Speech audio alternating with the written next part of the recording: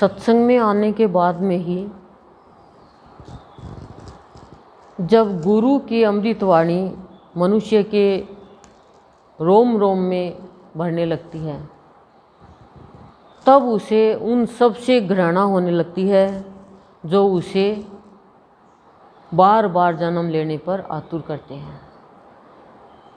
लेकिन गुरु जो हमें ज्ञान कराते हैं उससे हमें कुछ छोड़ने की ज़रूरत नहीं है। भावयोगी संत की कृपा से अपने आप ही छूटने लग जाता है। अभ्यास की भी ज़रूरत नहीं होती है, क्योंकि सत्संग करना ही सबसे बड़ा अभ्यास है। धीरे धीरे धीरे धीरे अपने आप ही स्वतः ही, जैसे फल पकने के बाद में पेड़ को छोड़ देता है, उसी तरह से प्राणी के अंदर जब परिपक्वता आने लग जाती है तब वो धीरे धीरे धीरे धीरे अपने आप ही उसके अंदर से वो सारी अंदर में जो स्वार्थ का भाव है,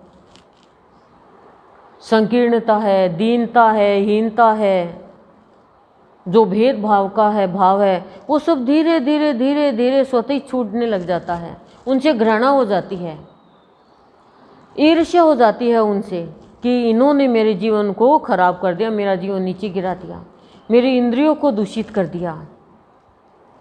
भाव योगी का भाव वो इत्र, वो सेंट है जो एक बार किसी के मन बुद्धि पर लग गया तो फिर सदा सदा के लिए सुगंध फैलाता है, सौरभ फैलाता है, फिर कभी उतरता नहीं है।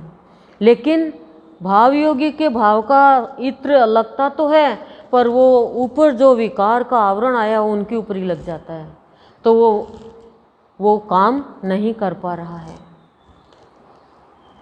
और भाव योगी का भाव ही हमें जो ये संसारिक स्थूल वस्तु से आसक्ति है, जैसे धृतराष्ट्र को आसक्ति थी राजगद्दी से, तो वो छोड़ना ही नहीं चाह रहा था, उसके कारण कितना उससे पाप हो गया।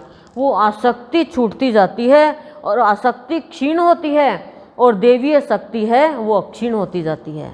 तब जाकर के वो अपने परमात्मा स्वरूप को देख पाता है, तब जाकर के उसको परमात्मा स्वरूप का ज्ञान होता है, तब जाकर वो देख पाता है ये सृष्टि पूरी ब्रह्ममयी है।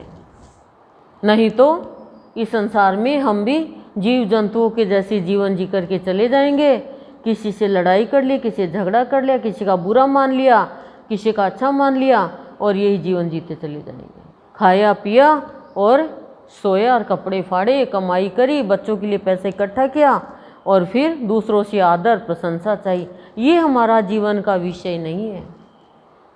जीवन का विषय है ईश्वर को पाना और संसार में अपने कर्तव्य का पालन करते हुए, सबके साथ सात्विक व्यवहार करते हुए और सत्संग करते हुए ईश्वर में लीन होना।